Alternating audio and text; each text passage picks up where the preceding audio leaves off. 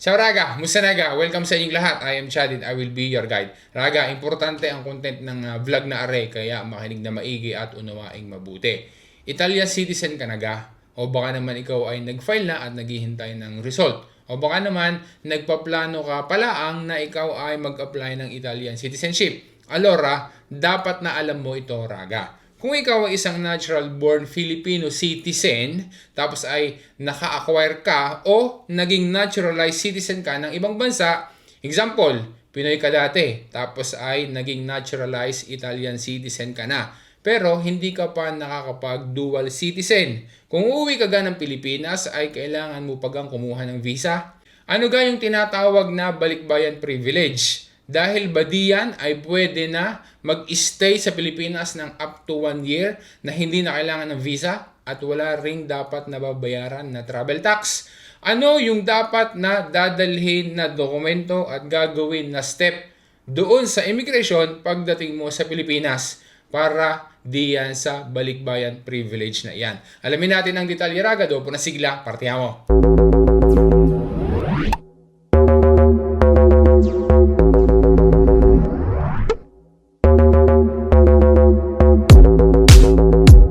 Disclaimer lang Raga, ang nilalaman na information ng video na ito ay bunga ng aking personal research na kung saan ay pinagbasihan ko at ang aking reference ay yung iba't ibang Philippine government agencies sa kanilang official website.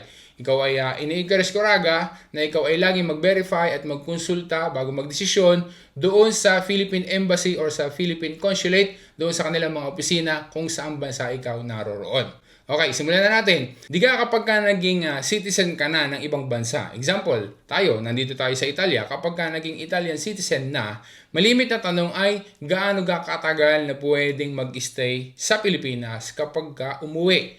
Kapag ka naging Italian citizen na at hindi pa dual citizen, pwedeng umuwi sa Pilipinas at mag-stay ng up to 30 days na hindi na kailangan ng visa. Base iyan doon sa Executive Order or EO number 408. Nakapaloob sa Executive Order na iyan na ang mga citizens ng 150 plus countries na are ay pwedeng pumasok sa Pilipinas na visa-free at makapag-stay not exceeding to 30 days. Pakibasa mong maigi Raga ang instruction sa heading ng article na iyan para mas maging malinaw pa sa iyo. Tingnan mo at aring nakalista sa number 65 ay ang Italy. Kaya ang Italy ay kasama dyan sa mga bansa na nakapaloob doon sa EO number 408. Paano kung ang plano mo ay mag-stay sa Pilipinas ng higit sa 30 days o baka nga hanggang 1 year pa? Kailangan mo na bang kumuha ng visa? May mga dapat bang babayaran? Ang gagawin mo Raga, gamitin mo at i-enjoy yung tinatawag, yung binanggit natin kanina na balikbayan privilege. Ano ga yung tinatawag na balikbayan privilege? Ang balikbayan privilege ay isang programa ng Philippine government instituted by Republic Act 6768 at yan ay naamyendahan ng Republic Act 9174. Bilang tinatawag na isang balikbayan, mayroon kang karagdagang mga pribilehiyo sa pagpasok at pananatili para sa iyo at sa iyong mga miyembro ng pamilya. Paano mo ba malalaman na ikaw ay makukonsidera na isang balikbayan under balikbayan privilege? Una, isang Filipino citizen na continuously nasa labas ng Pilipinas sa loob ng hindi bababa sa 1 taon. Pangalawa, yung mga OFWs. Patatlo, na dito dapat na maging malinaw sa iyo are isang dating Filipino citizen na naging naturalized citizen ng isa sa mga bansa na kasama doon sa listahan ng mga bansa sa Executive Order 408 na ipinakita natin kanina, na babalik or papasok sa Pilipinas. Kaya kung ikaw ay naging naturalized Italian at hindi pa dual citizen at nais mong umuwi sa Pilipinas, may kukonsidera ka na isang balikbayan at maaari mong ma-enjoy ang balikbayan privilege. Kapag tiningnan mo din sa official website ng Philippine Embassy sa Rome, Italy, naandyan din ang mga info na dapat mong malaman about sa balikbayan privilege. Dahil sa balikbayan privilege, ang mga dating Pinoys na ngayon ay citizen na ng Italy, Malta o San Marino, maging ng bansa na kasama doon sa listahan ng EO 408 ang pag-stay sa Pilipinas ay maaaring hanggang 1 taon na hindi kinakailangan ang visa. Di ka nabanggit natin kanina, ang balikbayan privilege ay hindi lang para doon sa mismong balikbayan, doon sa dating Pilipino, kundi pati na din sa kanyang mga miyembro ng pamilya gaya ng asawa at anak o mga anak. Linawin natin, kahit ang asawa o ang mga anak ay foreign citizen at hindi naman naging Pilipino, entitled din sila sa mga benefits ng balikbayan privilege as long as susundin laang ang mga kondisyon na are. Una, dapat ay kasama silang papasok sa Pilipinas ng balikbayan. Ibig sabihin, iisa ang inyong flight. Pangalawa, sila ay citizen ng Italy, Malta, San Marino o kahit aling bansa na kasama doon sa listahan sa EO 408. Ano ang dapat na gagawin o ipe-present na documents doon sa Philippine Immigration Officer para maka-avail ng balikbayan privilege? Kailangan na i-declare mo, sasabihin mo doon sa Immigration Officer na i-avail mo ang balikbayan privilege. Ipapakita mo ang iyong foreign passport.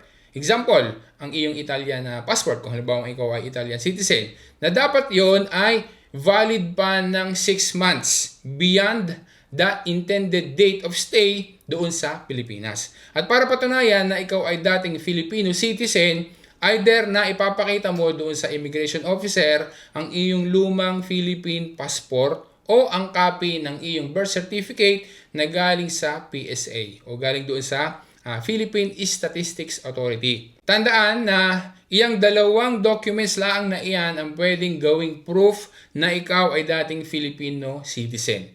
Isa lang sa dalawang documents ay sapat na, pero kung parehas na ikaw ay makakapagdala niyan ay mas maigi. After ng verification, right away ay tatatakan ang passport ng balikbayan entry stamp. Take note, ang stamp na yan ay walang bayad. Dapat din na i-check na maigi bago umalis doon sa counter para just in case sa may mali ay maitama na agad right away habang nandoon ka pa. So lagi i-double check ha pagka tinatakan ng entry stamp doon sa immigration counter. Para naman sa family members ng balikbayan, para patunayan ang relasyon, dapat din magdala ng documents supporting their relationship. Para sa asawa, copy ng marriage certificate, dapat ay mayroong English translation. Para sa anak, birth certificate ng bawat anak, dapat din ay mayroong English translation.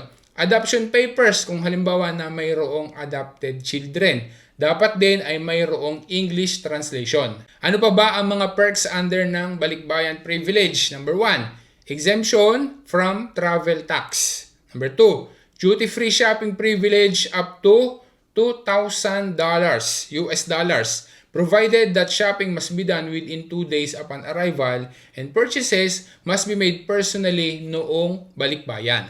Paano kung higit pa sa 1 taon na gusto na mag-stay sa Pilipinas? Pwede ka na mag-extend under balikbayan privilege? Ang sagot raga ay oo. Pwedeng mag-extend ng another 1 month, 2 months, or up to 6 months. And in some cases ay maaari pa nga na umabot ng hanggang 12 months.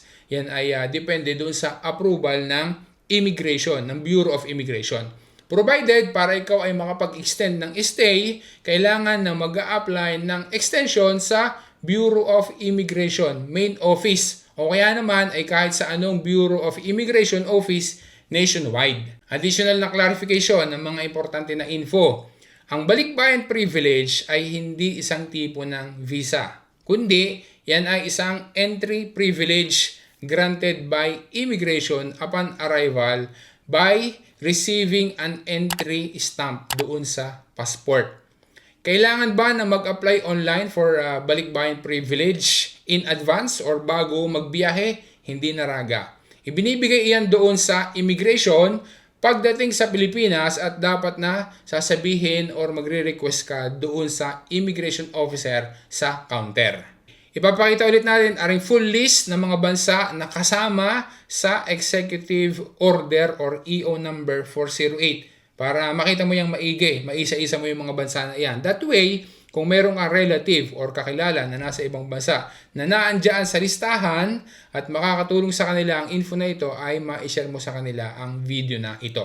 O yan raga, umaasa ako na nakatulong sa iyo ang information na binanggit natin sa video na are, at sana ay naging malinaw din yan sa iyo. Kung meron kang kakilala, lalo na dito sa Italia o sa ibang bansa man, na alam mo na makakatulong sa kanila ang information na ito para mas maging madali yung pagbiyahe nila pa uwi sa Pilipinas, kung sakaling gusto nilang magbakasyon or mag-stay ng mas matagal doon, sana ma-share mo ito sa kanila. Maraming salamat sa pagtitiwala mo at sa patuloy na pagsuporta raga. Once again, this is Chad and always remember, Chad will guide. Grazie raga, alla prossima!